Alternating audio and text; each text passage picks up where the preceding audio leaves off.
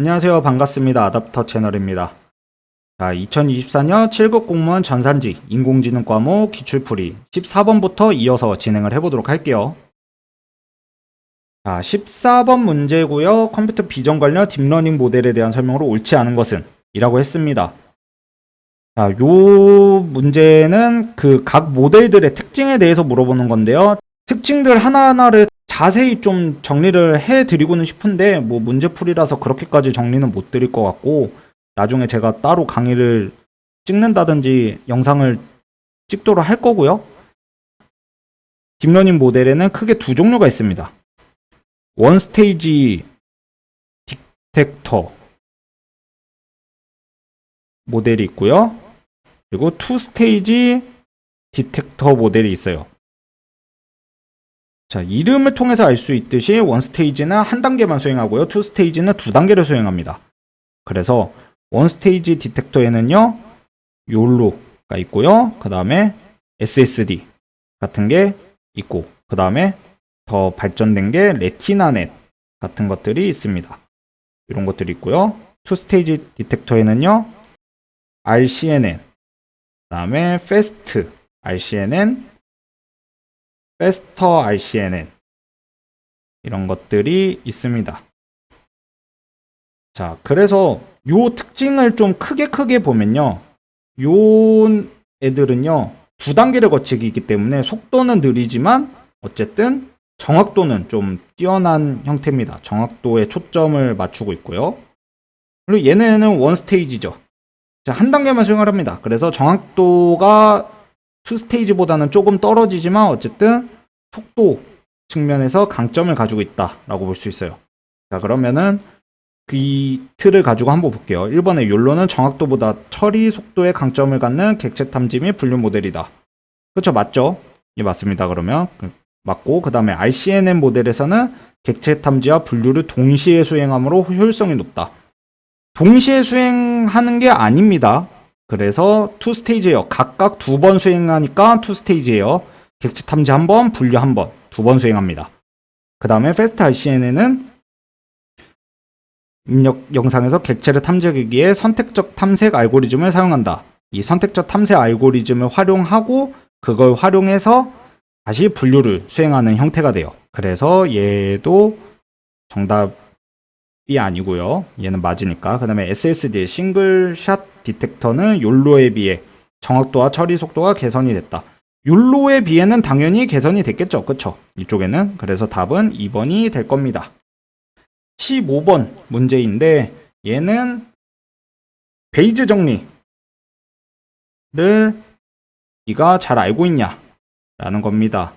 얘도 마찬가지로 제 강의에서 베이즈 정리 어떻게 푸는지 싹 정리를 한번 했어요. 예시를 들어서. 자, 그럼 여기도 볼게요. P, P 했고 P, P, A가 있는데 요거를 구해야 되는데, 자, 얘는 그리고 조건부 확률이잖아요. 그쵸? 요렇게 되죠? 그쵸? 그리고 밑에도 A는 P, E, 집합 A가 되고, 요거를 쭉 풀어보면요, B는 뭐예요?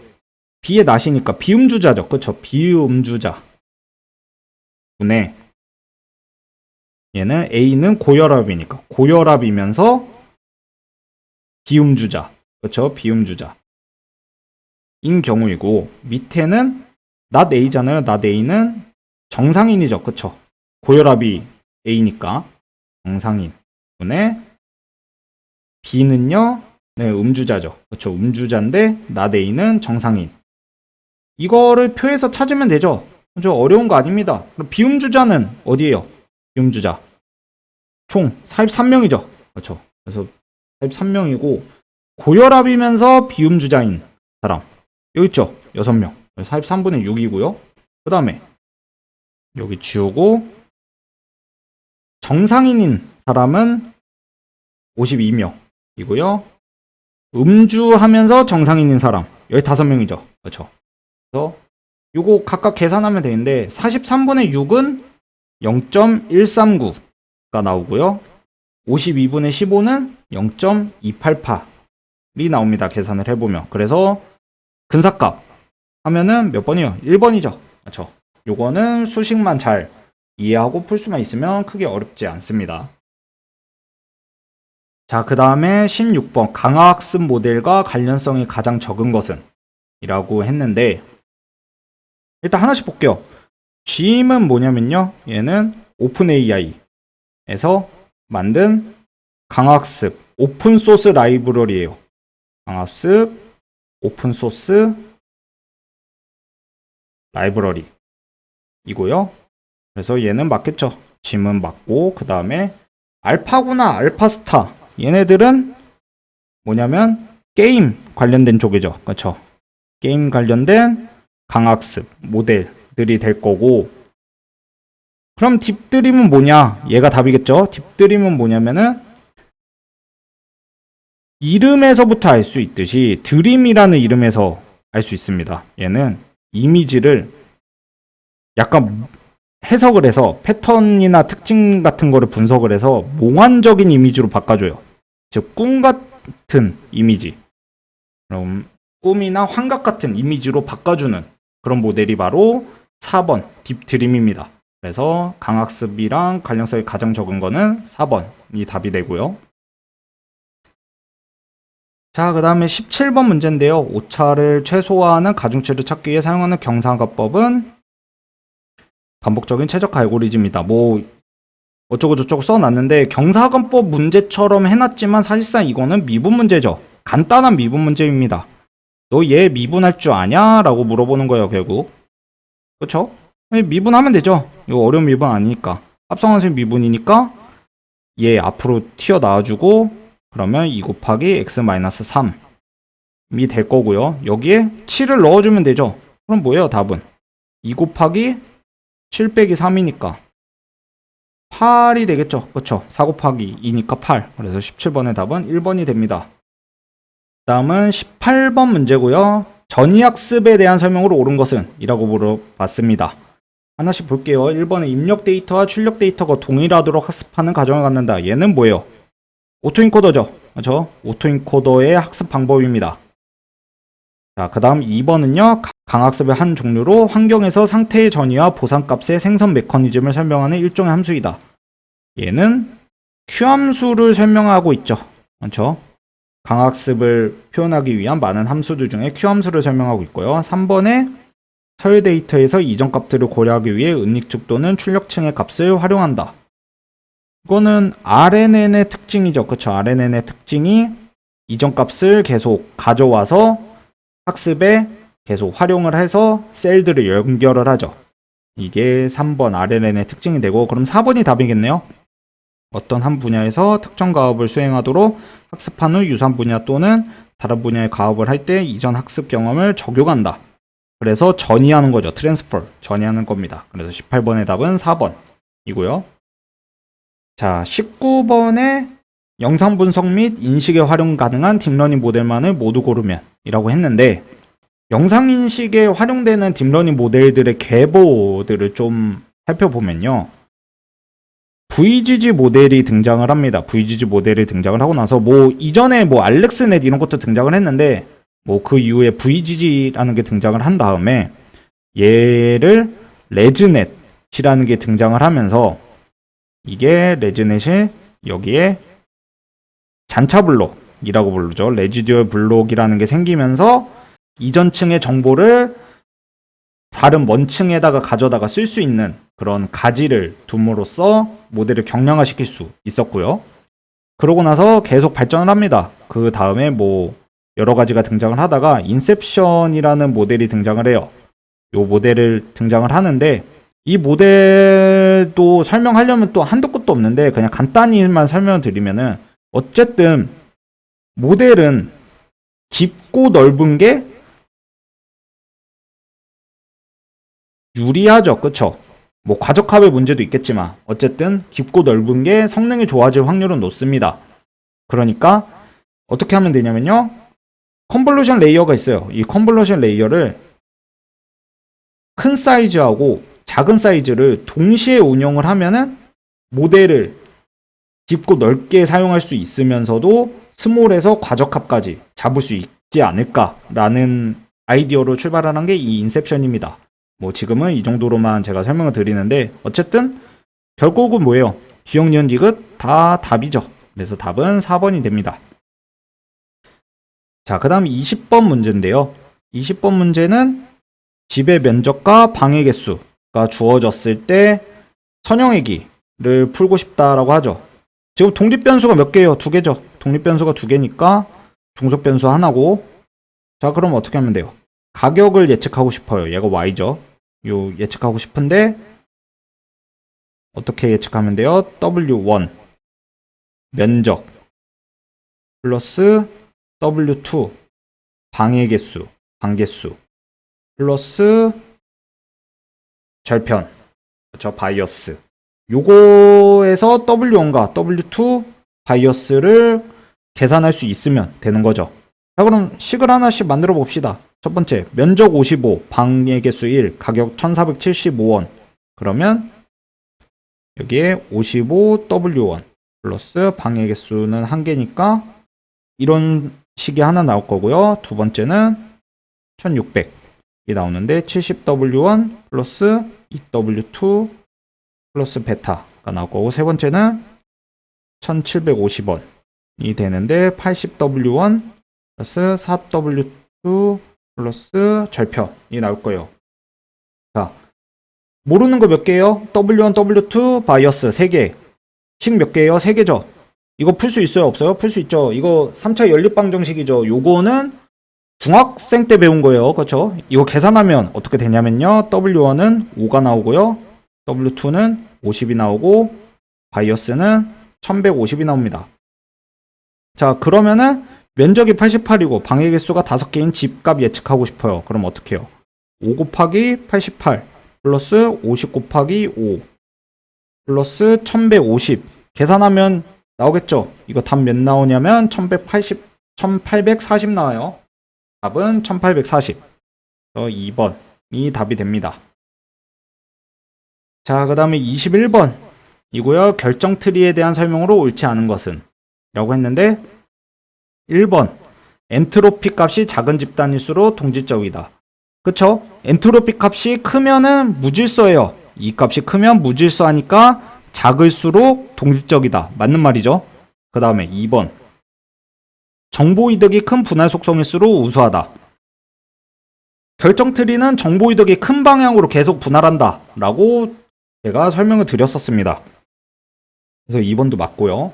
그 다음에 3번은 정보이득비가 뭐냐라고 했는데, 정보이득비는요, 정보이득을 좀 개선한다고 보시면 돼요. 그래서 정보이득 같은 경우에는 얘를 사용할 때 단점이 뭐냐면 속성이 많은 것에 치중을 해요. 많은 것에 치중을 합니다.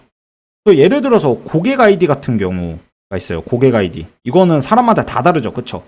근데 사람마다 다 다른 걸로 분할을 하면은 깔끔하게 분할은 되겠죠. 근데 우리가 원하고자 하는 것은 예측을 할 수가 없을 거예요. 그렇죠?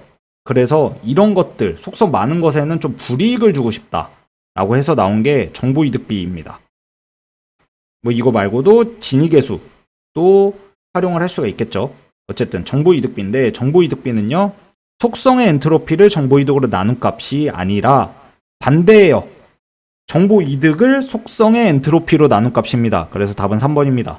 얘는 좀 깊게 공부를 했어야, 결정 트리에 대해서 깊게 공부를 했어야 맞출 수 있는 문제였을 거고요. 그 다음에 4번에 데이터를 가능한 동질적인 집단이 되도록 분할하는 것이 효율적이다. 이거 결정 트리의 목적이죠. 그래서 21번의 답은 3번이 되고, 자, 22번에 퍼지 이론이 나왔습니다. 아마 퍼지 이론이 시험에 나올 거라고 예측하는 사람은 많이 없을 것 같긴 한데, 일단 퍼지 이론을 간단하게 설명을 드리면은, 명확히 정의될 수 없는 지식에 대해서 표현하기 위해 등장한 이론이 바로 퍼지 이론입니다. 그래서 예를 들어서 이진 논리가 있고 퍼진 논리가 있어요. 예를 들어서 한번 설명을 해보면요. 이진 논리는 음식이 맛있냐? 라고 물어봤을 때 맛없음 혹은 맛있음, 이렇게 두 가지로 표현할 수 있다면, 퍼지 논리는 1점부터 0점까지 평점을 매길 수가 있는 겁니다. 이게 퍼지 논리예요. 자, 그러면은 1번에 소속 정도는 0보다 크고 1보다 작거나 같은 것으로 정의된다가 아니고 0도 될 수가 있습니다. 그게 0보다 크거나 같다가 답이 돼요. 그래서 답은 1번입니다.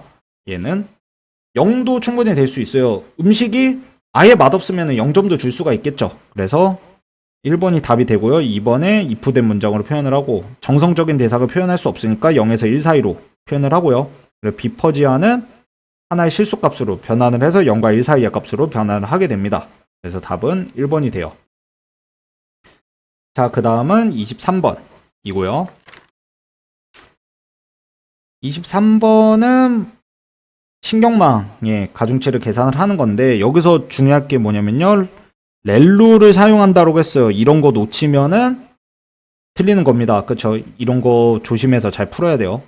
그리고 C의 출력값을 구해야 되는데 C의 출력값은 A랑 B가 C를 결정하게 되잖아요. 그쵸? 그러니까 A랑 B를 구하면 되겠죠. A를 한번 구해 볼게요. A는 자 2.0에 0.7이 들어가고요.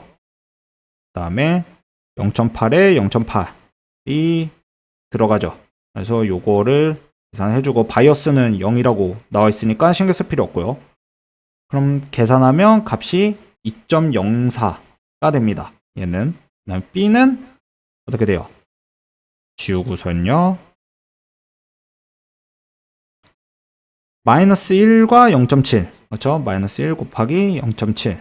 그 다음에 0.5와 0.8이 들어가죠. 0.5, 0.8. 가중치가 0.5고 입력이 0.8인 거죠. 그럼 얘를 계산하면 몇이 나오면요. 마이너스 0.3이 나오는 것 같아요. 바로 40에 그쵸. 마이너스 0.3이 나오는데 자, 이거를 그대로 쓰면 안 되죠. 왜냐면 렐루 쓴다고 그랬잖아요. 렐루를 쓰는 거는 음수는 0으로 바뀌는 거죠. 그래서 마이너스 0.3이 아니라 0을 써 준다라고 보는 게 맞겠죠. 그래서 B에서는 0이 튀어나오고 A에서는 2.04가 튀어나온다라는 겁니다. 자, 그럼 이제 C를 계산을 해보면요. 어때요? 자, 지워서 A에서 2.04가 튀어나오고요. C에서 C가 아니죠. B에서 0이 튀어나옵니다. 그리고 2.04 곱하기 0.5가 들어가고 플러스 0 곱하기 마이너스 3.0이니까 답은 1.02가 출력으로 튀어나오겠죠. 그래서 답은 3번이 될 겁니다. 자, 요런 것들도 계산을 할 줄 알면 되고요. 24번에 CN의 합성곱 신경망과 순환신경망 RN에 대한 설명으로 옳지 않은 것은 이라고 했습니다. 자, 1번부터 틀렸죠? 그쵸? 기울기 소멸 문제가 심각하게 발생하지 않는 장점이 있다 라고 했는데 이거부터가 잘못됐습니다. RN에는 장기 의존성 문제가 있다라고 말씀을 드렸었습니다. 왜냐면 얘는 하이퍼볼릭 탄젠트를 활성화 함수로 사용할 수밖에 없다고 했어요. 이전 값을 가져와서 셀에 넣기 때문에 렐루를 쓰게 되면 발산한다고 했습니다. 그래서 이 장기 의존성 문제가 바로 기울기 소실 문제고요. 이거 극복하려고 어떻게 했어요? 롱 숄트 텀 메모리나 GRU, 게이티드 리커런트 유닛 이런 것들을 사용을 했죠. 그렇죠? 자, 그 다음에 3번은요. 합성곱 신경망은 특징 추출을 담당하는 합성곱층과 분류를 담당하는 정결합층을 포함하는 다층 퍼셉트론 모델의 한 종류이다. 이거 다 맞는 소리 하고 있는 거고요. 합성곱 신경망은 필터로 특징을 추출하고 풀링을 이용해서 입력을 변화해 강건한 방식으로 사물을 분류한다. 그렇죠? 사물이 좌상단, 우상단, 뭐 이런 위치에 상관없이 필터를 활용해서 이게 다 필터잖아요. 그렇죠? 필터를 활용해서 강건하게 만들어주는 거죠. 그러니까 답은 1번이 됩니다. 자, 마지막 25번이고요. 단순교차 연산으로 생성되는 두 개의 다시유전자 가나를 바르게 연결한 것은 했는데 교차점을 기준으로 바꿔치기 하면 되죠. 이거 바꿔치기 하면 됩니다. 그러면 답 뭐예요? 얘는 깔끔하게 나오죠. 2번이 답인 것 같아요. 그쵸? 네. 그쵸? 2번이 답입니다. 자, 유전자 알고리즘은 2023년에는 이거 순서 물어봤죠. 그쵸? 선택, 교차, 변이, 대치 이런 거를 물어봤는데 이제는 이제 선택 중에 뭐가 있고 교차 중에 뭐가 있고 변이 중에 뭐가 있고 대치 중에 뭐가 있냐라는 거를 좀 더 깊게 물어보기 시작하는 것 같습니다. 자, 어쨌든 이렇게 해서 해설 강의는 마치고요. 어쨌든 여러분들 시험 보셨던 분들은 시험 보시느라 고생했고 앞으로 공부하시는 분들은 이 강의가 도움이 되셨으면 좋겠습니다. 제가 추가로 2025년에는 좀 7급 공무원 인공지능 관련된 강의들이 학원가에도 너무 없고 그래서 좀 그거를 타겟으로 강의를 좀 찍어보고는 싶어요. 그래서 기회가 되면 찍어보고 싶은데 뭐 될지 안 될지는 모르겠지만 한번 제가 기회가 되면은 찍어보도록 하겠습니다. 자, 그럼 이것으로 강의는 마칠게요. 수고하셨습니다.